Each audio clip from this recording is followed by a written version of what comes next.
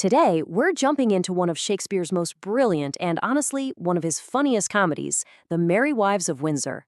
We're talking schemes, over-the-top pranks, and the absolute triumph of cleverness over arrogance. It's gonna be a wild ride. And this right here, this is the line that kicks off all the trouble. It's spoken by the legendary Sir John Falstaff, a knight who's as big in personality as he is, well, broke. And let's be clear, this isn't about love. It's a harebrained scheme for cash, and he's aiming it squarely at the very capable women of Windsor. So what makes this play so different? Well, Shakespeare basically ditches his usual kings and tragic heroes. Instead, he drops us right into the everyday world of the English middle class.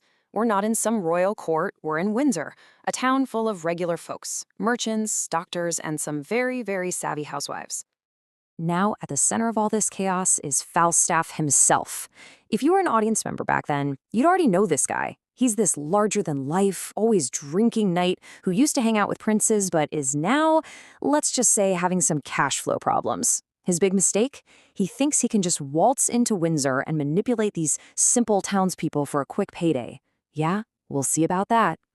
So what's a broke knight with a huge ego supposed to do? Well, if you're Falstaff, you cook up a scheme that you are absolutely sure is foolproof. Spoiler alert, it's not. His overconfidence is about to run headfirst into a brick wall of cleverness. So his grand plan is this. He's going to seduce two of the most respected women in town, Mistress Ford and Mistress Page.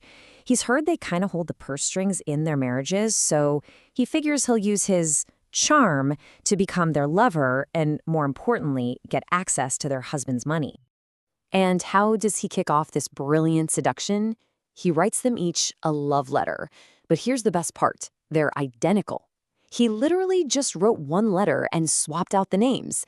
It's the 16th century version of a lazy copy-paste email, and it tells you everything you need to know about his arrogance. You know, this whole scheme starts falling apart before it even gets off the ground. His own guys, Pistol and Nyme, are so insulted by the plan that they flat out refuse to deliver the letters. And for revenge, they go straight to the husbands and spill the beans. This one little act of betrayal kicks off two huge plot lines, one of hilarious revenge and another of pure raging jealousy. But hey, Falstaff's mess isn't the only drama happening in Windsor. Oh no, there's a whole other frantic subplot going on, and it's all about who gets to marry the very popular Anne Page. And this just lays out the whole messy love quadrangle. You've got three guys in the running. First, there's Abraham Slender, awkward, foolish, and totally pushed into it by his uncle. Then you've got Dr. Caius, a very jealous French doctor who is her mother's pick. And then there's Fenton, the guy Anne actually loves. So yeah, she's stuck right in the middle of her parents' plans and what her own heart wants. Okay, but let's get back to the main event. Because while all the men are running around being jealous and scheming, the real heroes of this story are the merry wives themselves. They find out what Falstaff is up to, and instead of being victims, they decide to become the puppet masters. So you can just imagine the scene. Mistress Page and Mistress Ford get together, they start talking, and they pull out these passionate love letters only to realize they are word for word the same. But instead of fighting, they just laugh. And right then and there, they form an alliance.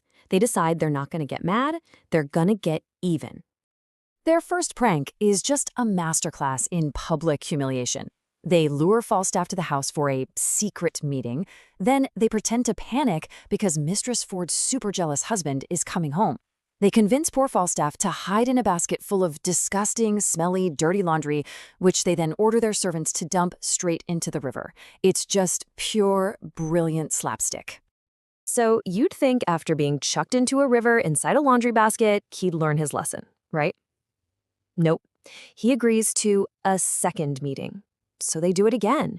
They stage the husband's return, but this time they disguise Falstaff as an old woman Master Ford just happens to hate.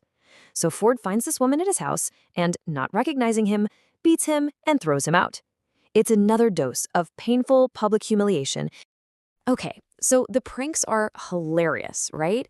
But is that all this is? Is this just a simple story about getting revenge? Not even close. Shakespeare is using all this comedy to talk about some much bigger ideas, things like social class, gender, and trust. So let's dig into what's really going on here, the themes that take this play from a funny little story to a really sharp piece of social commentary that still hits home today. At its heart, this play is a total celebration of wit over social status.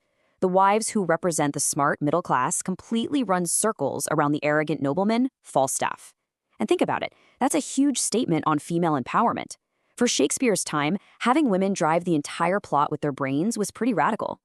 The play also gives us this great contrast between Master Ford's crazy jealousy, which just makes him look like a fool, and Master Page, who trusts his wife and is proven right in the end. All right, so how does this all come together? How do all these messy plot lines, the pranks, the jealous husband, the race to get married, finally get resolved? Well, it all goes down in one big, chaotic finale. For the final showdown, everybody gets in on the action. They trick Falstaff into coming to Windsor Forest at midnight, dressed up like a mythical creature, promising him a romantic meeting. But instead of the wives, the entire town shows up, disguised as fairies, and they just torment him, pinching him, taunting him, and finally exposing him as a fool in front of everyone. And while all that's going on, Anne Page pulls off her own brilliant plan. She uses the chaos and all the disguises in the forest as a cover to dodge the two suitors her parents picked out for her. And she secretly marries Fenton, the man she actually loves. Turns out she's every bit as clever as the Merry Wives.